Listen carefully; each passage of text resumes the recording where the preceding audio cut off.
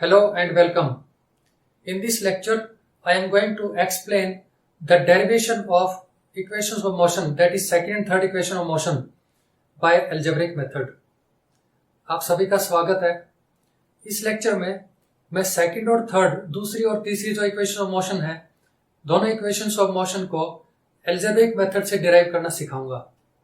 ठीक है, अब इसके लिए ज्यादा परेशान होने की जरूरत नहीं है, बड़ी सिंपल बात है। उसे आप ये दोनों डेरिवेशंस आपको सीखने के लिए दो चीजों को ध्यान में रखना है।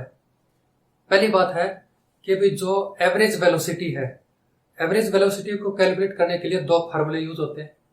एक तो उन दोनों फार्मूलों का पता होना चाहिए आपको, और दूसरा आपको मालूम होना चाहिए कि वो जो दोनों फार्मूले हैं उनको इक्वेट करने के बाद उनमें से एक एक टर्म को सब्स्टिट्यूट करना है।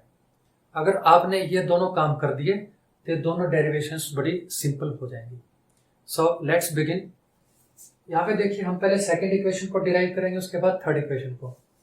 जैसे कि पहले जो इनिशियल लेक्चर्स में हमने समझाया है कि भाई आपकी एवरेज वेलोसिटी है, एवरेज वेलोसिटी है उसको कैलकुलेट कैसे करते हो आप लोग। उसके दो तरीके हैं एवरेज वेलोसिटी कैलकुलेट करने के। एक तरीका है average velocity is equal to total displacement, total displacement upon total time taken, right. यानी कि आप इसे लिख सकते हो s by T, average velocity is equal to s by T.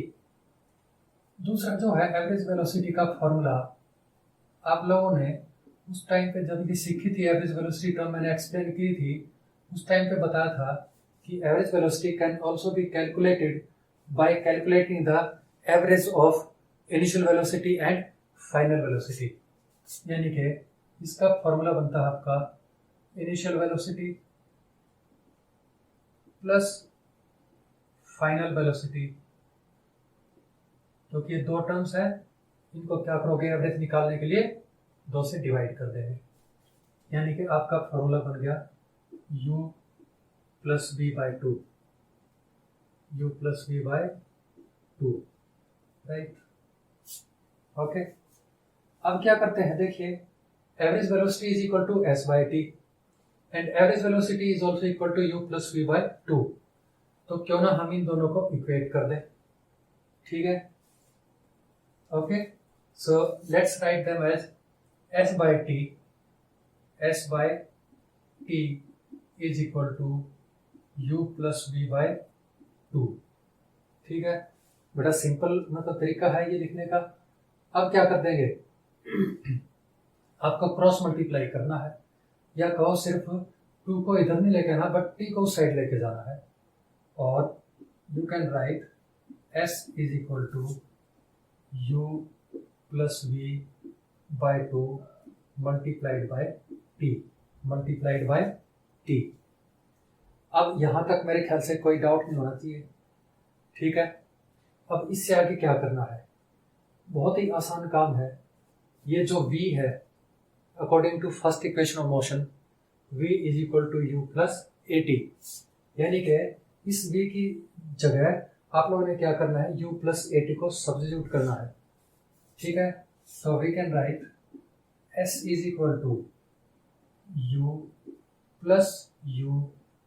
Plus A T divided by two multiplied by T. यहाँ पे आप लिख देंगे ब्रैकेट में because v is equal to u plus A T. ये कहाँ से है, from first equation of motion, ठीक है। जो फर्स्ट इक्वेशन ऑफ मोशन है वहाँ से आपने इस फॉर्मूले के अकॉर्डिंगली v की वैल्यू यहाँ पे सब्स्टिट्यूट कर दी। यहाँ भी लिख सकते हो substituting v is equal to u plus A T from first equation of motion, ठीक है। तो अब क्या करेंगे, बस ये सिंप्लीफाई करना है।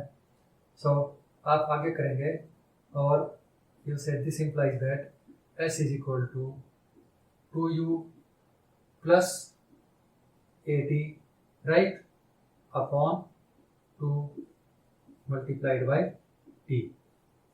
ये क्या हो जाएगा, पहले इंडिविजुअली करते हैं हम इसका काम।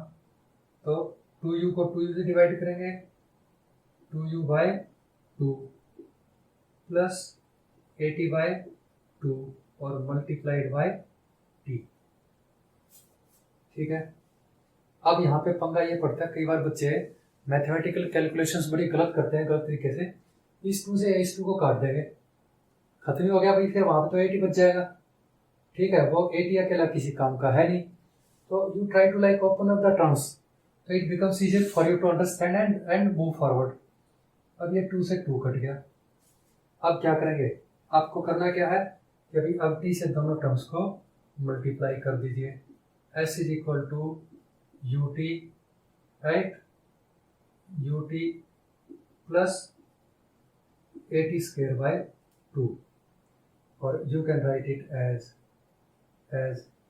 S is equal to UT plus half AT square. This is your second equation of motion. क्या ये सेकेंड इक्वेशन ऑफ मोशन है? ठीक है, तो आपने यहाँ से मतलब जो डेरिवेशन के अलजेब्रिक मेथड से बड़ा आसान तरीका है, ज़्यादा कंफ्यूजन करने की बिल्कुल भी रिक्वायरमेंट नहीं है।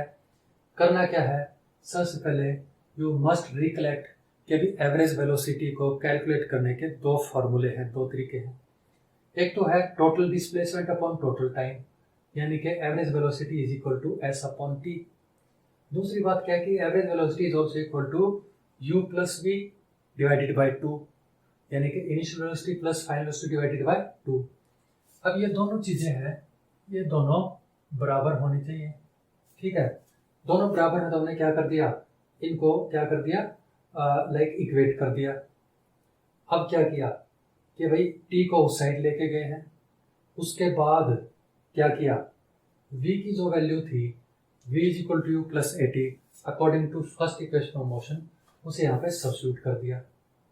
तो आगे क्या किया हमने, सिंप्लीफाई किया है। सिंप्लीफाई करने के बाद you have got S is equal to UT plus half AT square. अगर आपको ये इक्वेशन डिराइव करनी समझ में आ गई तो थर्ड इक्वेशन बहुत ही आसान है। आसान कैसे है कि जो यहाँ तक के स्टेप्स है ना वो तो कॉमन है, बिल्कुल यहाँ तक के स्टेप्स क्या है, कॉमन है। उसके बाद क्या करना है, सेकंड इक्वेशन के लिए आपने सब्स्टिट्यूशन किया है किसका, V की वैल्यू का। थर्ड इक्वेशन के लिए आप क्या करोगे, T की वैल्यू को सब्स्टिट्यूट कर दोगे यहाँ से और उसके बाद सिंप्लीफाई कर देंगे, तो ये इक्वेशन बड़े आसानी से थर्ड इक्वेशन ऑफ मोशन है वो डिराइव हो जाएगी। चलिए करते हैं इसे भी। देखिए फिलहाल मैं क्या करता हूँ, मुझे यहीं से आगे कंटिन्यू करता हूँ, उसे एक बार फिर एक्सप्लेन कर दूंगा और I will continue after this substitution, right. So let's see how it goes on.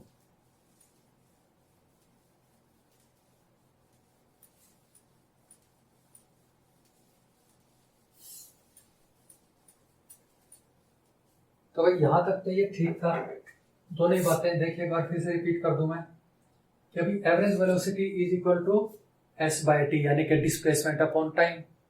ठीक है, दूसरी बात average velocity is also equal to initial velocity plus final velocity divided by 2, यानी कि U प्लस V बाय 2, ये formula भी है। ये क्या कर दिया, इन दोनों चीज़ों को उठा के हमने क्या कर दिया, इन्हें इक्वेट कर दिया यहाँ पे। ठीक है, यानी कि S by T is equal to U plus V by 2। Okay, उसके आगे क्या किया है कि T को हम लेके गए हैं उधर। अब थोड़ा सा चेंज, सेकेंड इक्वेशन के डेरिवेशन से थर्ड इक्वेशन के डेरिवेशन थोड़ा सा चेंज है। वो चेंज क्या है, ये जो T की वैल्यू है हम यहाँ से सब्स्टिट्यूट कर देंगे। तो कैसे करोगे, और इनको क्या करते हैं, U प्लस V को इंटरचेंज कर देते हैं, क्योंकि जो इसमें अलजेब्रा में जो सिंपल सी प्रॉपर्टी है कि आप एक दूसरी टर्म को आपस में अगर एडिशन करना है तो इन्हें आप इंटरचेंज कर सकते हो। ठीक है, तो I can write it as S is equal to V plus U by 2। ठीक है, और ये जो T है, T की वैल्यू में क्या करता हूँ, V minus U by A, ये वैल्यू मैंने पुट कर दी। ठीक है, उसमें क्या किया था, उसमें हमने V की वैल्यू सब्स्टिट्यूट की थी, इसे वैल्यू सब्स्टिट्यूट करते हैं हम लोग किसकी, टी की। ठीक है, यहाँ पे क्या लिखेंगे, we can write from first equation of motion v is equal to u plus at, right? This implies that v minus u is equal to at, and finally क्या हो जाता है, v minus u by a is equal to t। ये आप directly यहाँ पे लिख सकते हो, substituting the value of t is equal to v minus u upon a from first equation of motion, वो भी यहाँ पे लिख सकते हैं। ठीक है, अब क्या हो गया, यहाँ पे आपका फार्मूला क्या बन गया, इसे लिख देंगे v plus U into V minus U upon 2a। ये क्या फार्मूला होता है भाई, a plus B into A minus B is equal to A square minus B square. तो हम इसे लिख देंगे v square minus U square upon 2a, right, v square minus U square upon 2a। अब क्या करेंगे, आप इसे क्रॉस मल्टीप्लाई कीजिए। ठीक है, तो यहाँ पे आ गया था s is equal to V square minus U square upon 2a आ गया था हमारा। अब यहाँ से क्रॉस मल्टीप्लाई करने से क्या आ जाएगा, 2a s is equal to V square minus U square. आप चाहो तो यहाँ भी छोड़ सकते हो, क्योंकि रिलेशन तो अपना ही है। अदरवाइज स्टैंडर्ड फॉर्म में लेके आना है तो क्या करो, यू को आप मतलब ट्रांसपोज कर देने की साइड चेंज कर दें। ठीक है, तो क्या हो जाएगा, U square, right, U square plus 2as is equal to U square, V square sorry, और you can write it as v square is equal to u square plus 2as। ये होगी आपकी थर्ड इक्वेशन ऑफ मोशन। ठीक है, तो कितना आसान था ये। पहले वाले में मैंने बताया कि सेकंड और थर्ड इक्वेशन की डेरिवेशन में क्या फर्क है, बहुत ही कम है। दिस टेस्ट तो बिल्कुल कॉमन है यहाँ तक के, यानी कि जो एवरेज वेलोसिटी के दोनों फॉर्मूले हैं, इन दोनों को आपने इक्वेट करना है। ठीक है, उसके बाद सेकंड इक्वेशन में आपने क्या करना था, v की वैल्यू को सब्स्टिट्यूट करना था, और थर्ड इक्वेशन क्या करना है, t की वैल्यू को सब्स्टिट्यूट करना था। ये वैल्यू सब्स्टिट्यूट कर दी और आगे सिंप्लीफाई कर दिया। ठीक है, तो सिंपली ये सब्स्टिट्यूट करने से क्या होगा कि अभी हमने u प्लस वी को तो इंटरचेंज कर दी पोजिशन इनकी, उसके बाद v माइनस यू अपॉन ए जो वैल्यू थी t की वो पुट कर दी यहाँ से। ठीक है, अब क्या हुआ, v plus U into V minus U becomes V square minus U square. ठीक है, 2 इंटू ए इज 2a, और अब क्या किया, क्रॉस मल्टीप्लाई किया और इनको रीअरेंज कर दिया transpose. So you have got your third equation of motion in a very like simple manner. ठीक है, तो अब क्या है कि आप लोगों ने इस लेक्चर में दोनों इक्वेशंस ऑफ मोशन, कौन कौन सी, सेकंड और थर्ड इक्वेशन ऑफ मोशन जो है, इन दोनों इक्वेशंस को आपने अलजेब्रिक मेथड से डिराइव करना सीखा है। जिस तरीके से मैंने पहले कहा था कि भाई आपने जब न्यूमेरिकल प्रॉब्लम सॉल्व करनी है तो कई बार एक इक्वेशन को दूसरे में थोड़ा सा अंदर उसको यूज करना पड़ेगा। जिस तरीके से यहाँ पे हमने फर्स्ट इक्वेशन ऑफ मोशन का यूज किया सेकंड और थर्ड को डिराइव करने के लिए, इसी तरीके से कई बार आपको जो न्यूमेरिकल प्रॉब्लम्स को सॉल्व करोगे, कभी कभी थर्ड इक्वेशन पहले यूज करनी पड़ेगी और बाद में फर्स्ट से उसका सॉल्यूशन होगा। कभी कभी क्या होगा कि सेकंड को पहले यूज करोगे, थर्ड को फिर यूज करना पड़ेगा। ठीक है, तो तीनों इक्वेशंस जो हैं वो न्यूमेरिकल प्रॉब्लम्स को सॉल्व करने के लिए बड़ा एक दूसरे को कॉम्प्लीमेंट करेंगे। ठीक है, तो कॉम्प्लीमेंट करने का मतलब यहाँ पे है कि एक दूसरे को सपोर्ट करेंगे।